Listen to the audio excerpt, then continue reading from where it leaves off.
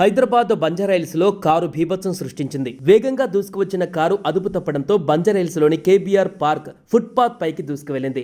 దీంతో పార్కు కూడా ధ్వంసమైంది. కారులో ఉన్న 5గురు స్వల్పంగా గాయపడ్డారు. ఘటనా స్థలానికి చేరుకున్న పోలీసులు 5గురిని అదుపులోకి తీసుకున్నారు. ఈ ప్రమాదంలో ఎవరికీ ఎలాంటి హాని జరగలేదని తెలిపారు.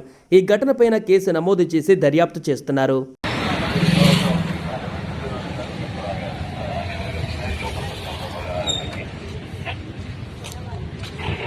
అయిపోయిన తర్వాత ఈ గణేశుని మొదలు